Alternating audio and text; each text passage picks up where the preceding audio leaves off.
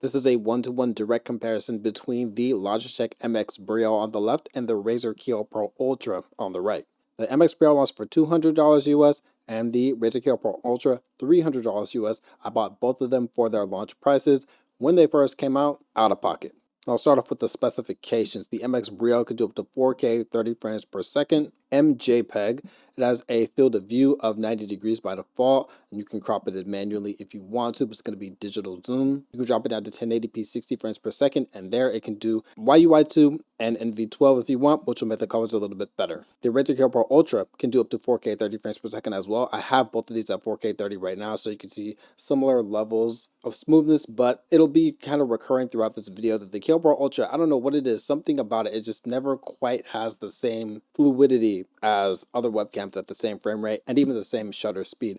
But anyway, 4K 30 on this MJPEG, and it can be dropped down to 1080p 60 frames per second, and you can do YUI2 and NV12 also. But the colors are already so good that you don't really need that. Now, a major difference when it comes to the specifications of these is the lens. You can't really see what the actual specs of the lens are. It says it's an 8.5 megapixel sensor on the MX Brio, but what is the sensor size? What is the aperture? What is the focal length? No idea. But you can look directly on the Razer Kiyo Pro Ultra, and they're all stated for you.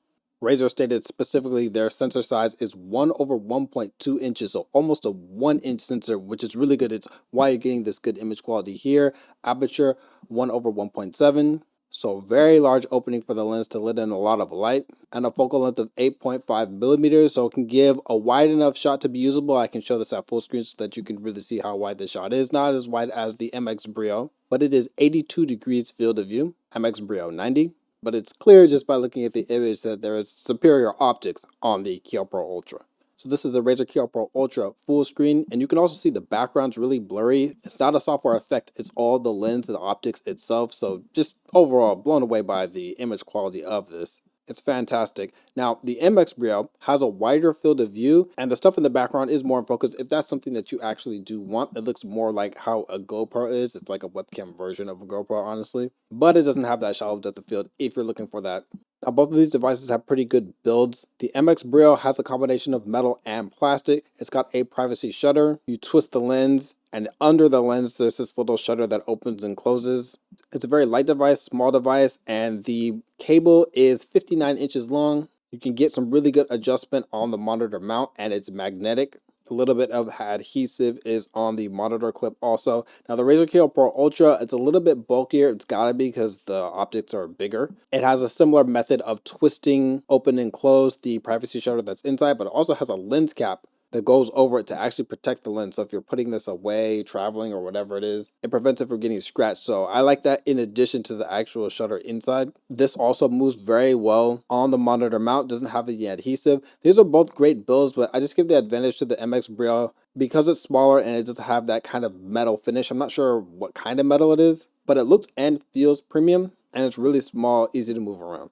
Now, when it comes to comparing image quality, first I have these 4K 30 frames per second, and the HDR is turned off on the MX Brio. Let's just keep it real. This is a very lopsided comparison. I firmly believe that the Razer Kiyo Pro Ultra is the best looking webcam on the market by far, actually. The sharpness is just at a different level, like the detail on my face, the freckles, just all the grooves in my skin, my shirt, just everything. But at the same time, there's nice blur in the background as well. So having those together is just really good. There's not so many blown out hot spots on my face because the dynamic range is really good. Now, we can actually, let me, while I continue to talk, put the high dynamic range on the MX Brio, because that will help even things out a little bit, but it still isn't perfect, but it improves the sharpness. Not going to be at the same level of the Kiyo Pro Ultra, but there's a lot of AI post-processing, I feel, that goes into the backlight compensation or the high dynamic range mode. So it was actually kind of hard to use this webcam without it. But it does have an issue. If you're using it at 30 frames per second or 60, honestly, it starts to have issues with a lot of movement.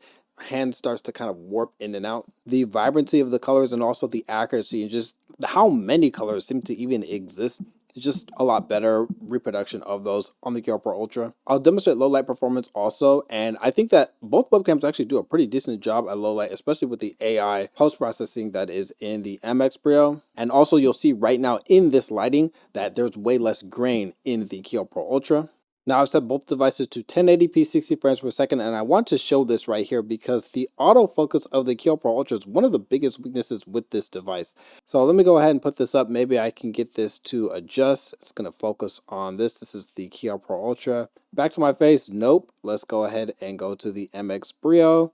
Now, there are different autofocus modes that you can set the Kiyo Pro Ultra to focus on your face mostly or just normal, but I find it never really does a great job. Now, the only way that I've been able to fix this is if I go in the actual settings of the webcam and then it does seem to kind of work its way around. But man, that's one of the biggest weaknesses, probably the only real weakness with the Kiyo Pro Ultra is just the autofocus. Yeah. But either way, 1080-60, these are a lot smoother now. And with the Brio, this is with the HDR on. So let me go ahead and turn it off. Now, when you turn this off, man, the MX Brio gets a lot softer. It just looks kind of like it's airbrushed. The detail is just really not there. And if I put this at full screen, you'll really be able to see. So let me go ahead and demonstrate that. This is the MX Brio 1080p 60 frames per second, but the HDR or the backlight compensation is turned off. So all that extra post-processing with the sharpening and improving the lighting, and it looks smooth, but it just doesn't look very good. And this is the Kiyo Pro Ultra. This looks amazing even without it. It's one of the things that if I didn't tell you, you might not know that it was a webcam actually. You might think that it was a DSLR or mirrorless camera. My main camera is actually this. The Sony ZV-1 is a point and shoot 1-inch sensor. But the Kiyo Pro Ultra can hold its own against that in a lot of different ways. I'm going to turn the lighting completely off so that we can see the ultra low light performance of these. All right, this is ultra low light with both of these webcams. The only light is coming from my monitor. Both of these are actually usable in ultra low light scenarios, something that you're not going to really see very often in webcams. I had to do a lot of tweaking with the manual settings. I would say that the Kiyo Pro Ultra looks a little bit better and more natural, and it has less grain, but check this out. If you are using the MX Brio, you can go ahead and turn the backlight compensation on, which is the HDR. And then if you adjust the gain a little bit, you can get a shot that's actually pretty good compared to with the HDR off. So this is with the HDR off, and this is with it on. So depending on whatever setting that you want and depending on the type of look that you want, it's pretty good. Both of these devices do have built-in microphones if you absolutely need them. This is the MX Brio right now. It's one of the best microphones that I've heard on any webcam as far as the tonality. And I'll go ahead and do a demonstration on the background noise rejection. Now this is going to be a bit loud because the clickiness of the keys doesn't really get cut out by this microphone, by the post-processing, but overall, this webcam does have a functional microphone. And I'll switch over to the Razer Kiyo Pro Ultra. Definitely not a great microphone here. Background noise rejection, not really all that great. I can see the bar picking up my PC fan quite a bit. I'll go ahead and do some keyboard typing here.